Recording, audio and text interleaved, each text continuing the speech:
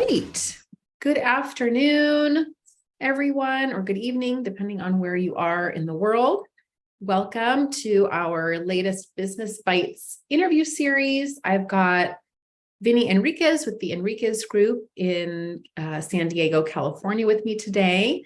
And Vinnie and I have known each other for some time, so good friends. He's also a group coaching client and is really kicking butt in business and life. So I'm delighted to have him share some more of his story and inspire those of you entrepreneurs and or those of you in real estate who will be learning a lot from today. So welcome, Vinnie, and thanks so much for being here. Thank you for having me. I appreciate it. Yes. So tell everybody just a little bit about your background and how you and your agency came to be.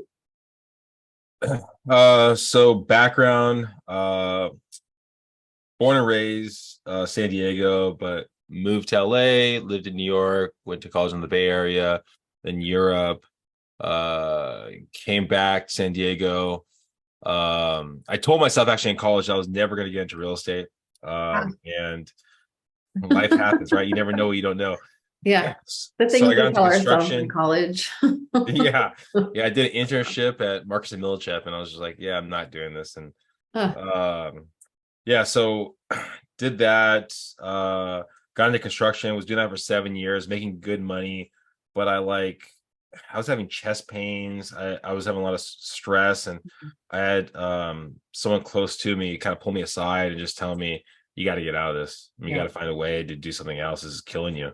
And I was in my 20s, so you think that's kind of early to have all this kind of stuff. And so I got this opportunity. Someone told me, friend of a friend said that they might have opportunity in Afghanistan to make some good money. So I'm always open to opportunities. Had a coffee appointment with the person, and they said, hey, you know what? You never know. Maybe something might come about. I got a call one day, and they go, you got a passport? And this was like a couple months later. You got a passport? I go, yeah. They go, I need you on a flight tomorrow to Afghanistan. Oh my gosh. And I was like, well, I have a girlfriend. I have a job. I got to tell these people, or at least think it through. They go, well, time moves fast. You got 6 days to make a decision, and 6 days you're going to be on a flight. I remember you telling that. I remember the Afghan story, but I didn't know it happened like that. It happened. Yeah, it happened really fast. So half the people I talked to, they're just like, don't do it. It's the place you're going to is probably one of the more dangerous places in Afghanistan, in the Helmand province at that time. And other people said, well, it's an opportunity to get out what you're currently doing, right? So I took the gamble, did it for a year, made some good money, and then I knew I had to kind of switch career, so I jumped into real estate when I got back into San Diego. And I've been doing it for 13 years now. About 13 years, and started as a solo agent, and over the last couple of years have built a small team in San Diego. Yep. Small but mighty. Small but mighty, yeah. So it's definitely been a lot of growth. So what were your goals when you started in real estate compared to what they are now?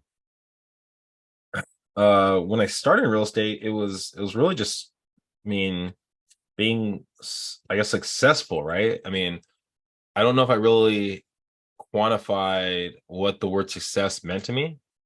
It took me time. I did some NLP training and things like that to try to dive deeper into myself of what success meant. All right, will you share with everybody, in case those of you that don't know, what is NLP? Neuro-linguistic programming. So it's how we communication, and we hear people, the things we say are not what people usually hear. So it's learning how to speak to other people in a way to get your message across, and a way to teach you how to get them to understand what you're saying. But they also teach you too about, I guess, communicating with yourself and understanding why you do what you do. That was a big thing for me, kind of understanding that. And then that adage, right, where when you first start in any kind of career, you have more time than money. Mm. And then over time, if you're growing, right, you're probably going to have more money than time. Yeah. Right now, Mm. definitely some people are going to have more money than others. Yet you're trying to figure out, how you can appreciate life that much more. So I mean, I tell newer agents when I was just going to the business, I would sleep on my office floor. Like I Mm. was, I worked all the time in the night. It felt like I was back into those Yeah. construction days, Hmm. and I put strong guidelines and boundaries in my life. Yeah. Just because I had bef- before I met my current wife, I had a really bad situation happen, and I just knew I had to find a different way to appreciate life. So I put boundaries on when I work, what I do, and the only way to really do that is scheduling and having support, leveraging other people, right? Because you can't do it on your own. Hmm. So that's been one of the things that I've really had a focus on over the last couple of years. Yeah. I mean, when we first started working together, that was one of a few of your goals was to start to leverage yourself and to bring on agents. And I think you just had Terry at the time, and then hiring more back support to help with some of the behind the scenes and building out those systems. So in thinking about where you were when you started and your journey versus just a few years ago, what do you think shifted for you in the fact that you were ready to start thinking about the systems and the team and truly building this? What do you think shifted for you? I remember someone telling, or I was at a speaking event, and I think someone was talking, and I, they said the difference between a great agent and a mega agent is the great agent makes sure that each transaction runs smooth, right? The mega agent makes sure that each system for the transaction runs smooth. So meaning that if there's a hiccup in the escrow Mhm. or the listing, whatever it might be, and yes, fix that problem, figure out are there things that you could do to your systems to make sure that doesn't happen again. Yeah. Right. And so A I think lesson just, in it and improve yeah, constant improvement. I mean, that's it, system. Yeah. it's, yes, I mean, just small steps. I mean, we do it all the time. I mean, we look at it and go, all right, well, is this something that we can change, or is this an outlier situation? Mhm. Right? Does it give us, is a big enough benefit for us to change how we do things with this right here? Yeah. Or is it better for us to deal with this outline situation as it comes about? Hmm. Right. And I think just thinking like that. So every time we we have a hiccup, we don't look at it as like we messed up. Yeah, well, then maybe there might be a mess up, right? Because no one's perfect. And we look at it, it's a learning experience. How can Yeah. we learn from this? And that's I think I've always been very hard on myself with those kind of things. Mm-hmm. Um, and learning how to be easier on not only myself but my team has Yeah. been kind of a big thing. Hmm. Yeah. I know you're really big on learning, and you're always reading something or listening something or going to a conference or meeting with other complementary businesses and business owners. And in success comes learning and truly becoming a different business owner, but also in your team and setting that example with your team. So how do you is that part of your culture of your organization where you are encouraging learning and you're setting this example, or is it that's who you hire are people who are constantly learning? I think it's a little bit of both, right? So I put together a small questionnaire for individuals that I'm thinking about bringing to the team. Mm. And for anyone watching here that's thinking about joining the team, uh, just FYI, I have some riddles on there. Mhm. And reality is the riddles are not really about basically answering the questions. Yeah, it's great if you can get the question right, but it's how you deal with basically how you're trying to get to the finish line with that question, Mhm. right? And I don't know how many times that I've had people where I've sat down with them, I've talked to them, and I'll give them the riddle, and they freak out. They Mm. just like, oh my gosh, I like hitting the table. I mean, oh my gosh, I should know this. This is like just getting so frustrated, right? And you think about it, like it's okay to not know the correct answer. If the person that thinks they have all the answers, the person you don't want to be with, right? I Mhm. mean, we all need to know that there are things that we don't know, right? So Yeah. the people that go in there and they're smiling about it, oh my gosh, I think it's this, but I'm not really sure. But Yeah. well, like those are the people I really want to be around, Mhm. Not right? taking things too seriously or taking themselves too seriously. Yeah, I mean, because I mean, life is about the memories and it's about learning, right? Yeah. Um, and so I think the first is the people with that regard, and then with the team aspect of it, I've really made a point, probably more so this year, is to have other team members talk to other team members Mhm. and go, you know what, that's probably a good question for so and so. Why don't you Yeah. go talk to them? Let them be the expert. Yeah. I Mhm. mean, they're going to probably have a little more than what probably I can offer on that. Mhm. So and it helps twofold. It helps, I mean, when you're teaching someone, you learn the stuff a little more. Yeah. Um, and it helps me focus on other stuff. I mean, so I think a little bit twofold. Leverage. Yeah. It's been your word of the last few years. Leverage. Leverage, yeah. Yeah, that's right. Volume. So what would you say has been one of the biggest lessons that you've learned in business, and how has that impacted your success? Um, I think one of the things, I mean, there's a variety. I mean, learning from mistakes. I mean, it's not a failure unless you give up. I mean, a lot of those kind of things I think are very big, right? To take on. One of the things I'm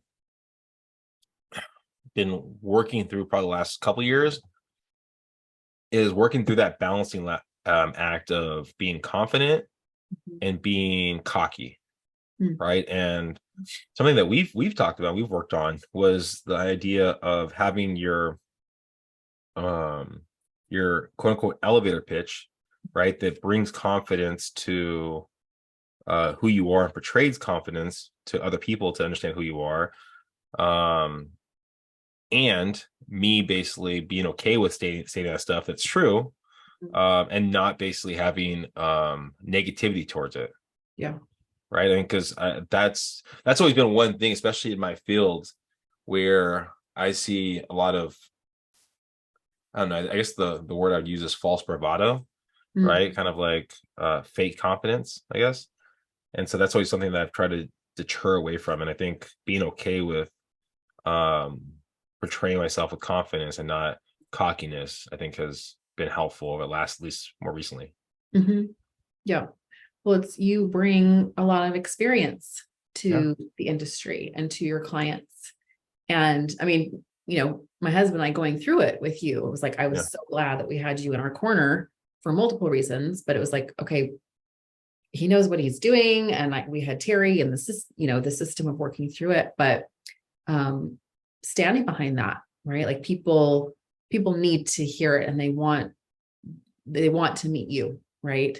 And for any business owner, right? If you're in business, you're in sales. So you have to get comfortable with being able to tell people, here's the value that I bring and I stand behind it. Right. And you've always been all about, you're the connector, right? Everybody, if you need to meet someone, talk to Vinnie. Vinnie knows he is Mr. San Diego and can introduce you to anybody, but you've always been the connector and always giving value and, just starting to, it's been cool seeing that shift in allowing people to connect you as Mhm. well. So I applaud you for that. And, it's it's been fun to be part of your growth over the past few years, going from just you and Terry to now you have this team, and the team is thriving, and you've built this culture of people who believe in what the Enriquez Group stands for. So it's pretty cool. Thank you. Yes, absolutely.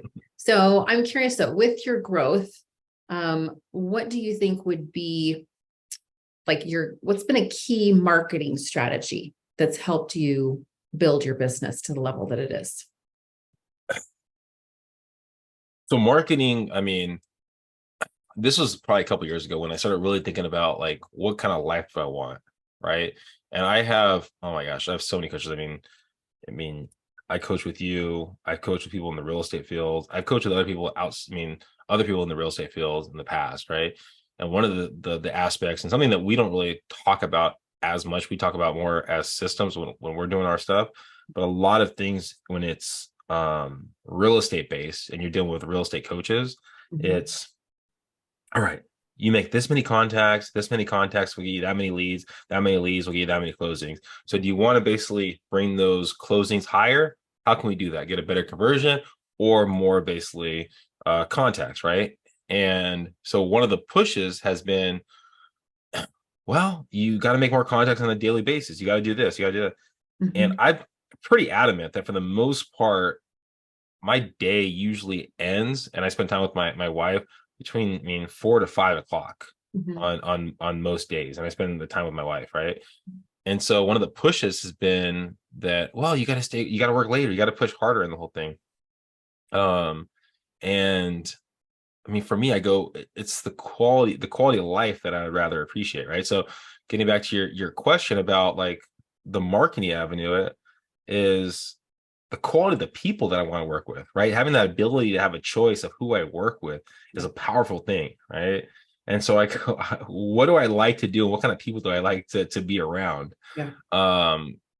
So again, getting back to your point is that I try as much as possible to bring humor, bring stuff about like baseball, modern baseball, right? To my marketing. Yeah. Now my marketing for the most part, at this current time is more of a branding avenue where it brands who I am as a person. So most of my business comes from me prospecting, right? But then it reaffirms who I am through my branding, through my marketing. So my marketing is basically who I am, but more on a bigger scale, I guess. Yeah. Well, if those of you who are watching, if you can't tell who his team is from his setup behind him, Yeah. Yes, baseball. Like, how can we integrate baseball into your networking and your marketing strategy? But yeah, it's you're at a point where you can choose, and that's pretty powerful. That you get to choose, just like your clients choose you, you choose them. And so finding those commonalities, because, a lot of your clients become friends, right? And then it's, they sell their first home or their first property. And then a couple of years later, it's still you. So there's that repeat business strategy, for those of you that are looking for repeat business strategies, it's finding those commonalities and building those relationships, but starting with, sounds like, the commonalities and looking for those. Yeah, I mean, because I think about it too. It's like, and I know people like this where they're every Tuesday or Thursday, Friday, whatever week, I got to go out for drinks with basically this client or that client. And I go, man, it'd be so much better if I could just go to a Potter game with a bunch of them. Yeah. Or go play poker with a bunch of them. Now, instead of doing 4 coffee appointments, I'm basically doing one basically poker game and having that same kind of conversation, staying in contact with them, leveraging, right? Yes. And like, I mean, and it's people I like. It's not that I don't want to basically sit one-on-one with them. Yeah. It's just like, I mean, when you're connecting people too, which is what you are all about. I mean, to bring like, all people together. I want to be able to, I don't want it ever to be the point where I feel like oh my gosh, this is such a drag. I gotta go meet with this person and go have coffee with them and pretend like I want to like hear what they have to say. I mean, because the people that I put myself around, for the most part, I really do want to hear where Yeah. they're coming from and how I can help or how can I be value to them. I mean, what's going on with their life? I mean, it's one of my team members makes a joke about it that there was a while back when we were on the same team together and we were just kind of colleagues in the business, and over time they end up joining the team. Mhm. But I was we went to a listing appointment together and I was kind of just helping out, and the person was just going on and on about some story I didn't really understand, and the other agent was really good about listening, like very like taking all that stuff in, and the person had to be talking for a couple, like probably 2 hours just about Mm. something. I Mhm. ended up falling asleep on the couch because the person was talking about something I didn't really. I was trying to get to the point. I'm high D, like I'm high, like and straight to the point. Yeah. And so if I don't want to ever feel like I'm fake. I want to feel like I'm real, and Yeah, those are you're the very real open. moments I'm in, Yeah. like where I'm. Yeah. Yeah. Those are high D on the disc. Oh yeah, So that's right. disc, look it up. Great tool. Um, so what is next for the Enriquez Group from here? Um. Yeah, I mean, it's a good question. I mean, we're looking at building more partnerships. I mean, those relationships. I mean, if you're someone's watching and they're building their business, we're always looking for partnerships, attorneys, CPAs, financial advisors, really um to grow those relationships. And then also we're always trying new avenues. I mean, real estate is one of those fields where there's always a new shiny object, Mm. right? It's like, oh, we can do this, or we do this, or we do that, and I feel like we're constantly getting sold, even though I mean our job is to basically help other people. So Yeah. and so we're trying a couple different platforms to see how they bear fruit. Mhm. um so I'd say those two things As far right as there. lead generation. Yeah, lead generation. I mean, it's hard trying to find a lead generation platform that actually does what it says it's going to do, Yeah. right? So yeah, that's those two avenues are something that we're working towards. Okay. And then yeah, we'll see in the future. I don't know if that'll be a year from now that we look to bring probably an in-house videographer, Mhm. so we can put more content out there. One of the things I get complimented a lot with people in the industry or people in connected industries is, I love your funny videos, or I love your your things. And having someone that's basically in-house, I think would allow us to get a little more creative with those kind of videos and make it more systematic. Sure. Yeah. Well, and it's part of part of the team, Yeah. where it's somebody who's there ongoing and is ingrained in the business and in your culture, so they know it really well. Yeah. So that's something. I mean, we've partnered up with a videographer, Yeah. but they're not part of our team. They work with a variety of different other companies, entities. Mhm. But to have one that's, like you said, ingrained in the culture, I think would Sure. be beneficial. So where can people follow you or see your videos? Uh yeah. So you can, I don't know, the enriquezgroup.com, ENRIQUEZ. That's our website. I want to say it has all our social media links on there.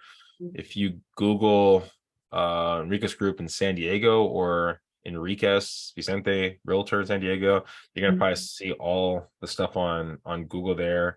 You can always text 858-345-7829, and to, it's fine if you call me Enrique, because I get that a lot too. So but it's Vinny. But yeah, I feel like I'm fairly easy Googleable. I don't know if that's a word. Googleable. Google Searchable.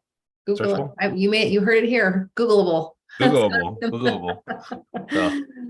well, and on YouTube too. Like you're Yeah, YouTube. We are have super content up there. educational. Yeah. Yes. Yeah. So, What I love about your content with you and your team is that yes, they're funny, but it's good information.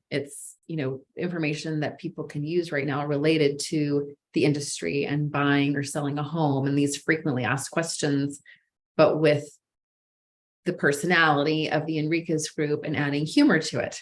So yeah, and if you have a particular question, I love getting them, because sometimes I think the bigger you get, or the farther you get away from the start, you start forgetting the basic questions. Yeah. Right. And because you almost take them like second nature. So sometimes it's trying to figure out, okay, what's a question that we should be answering that seems like second nature to us, but would be big for someone else. And so if there is someone listening right now that has a particular question, or just thought about something, please reach out. Yep. Right. Great. Well, thank you again, Vinnie, for your time and sharing your expertise and some nuggets. And for those of you watching, Vinnie and I actually met 5 years ago-ish, maybe. Oh, wow. My first business, when he interviewed me on his podcast when I was CEO of my first business before I sold. And so it's really an honor to be able to interview you now, and tables have turned here. So you heard it here. Please follow the Enriquez Group, reach out if you have questions. They are super available, very authentic and transparent, and honestly great to work with. And thanks so much again. We'll see y'all soon. Thank you. Appreciate it, Julie.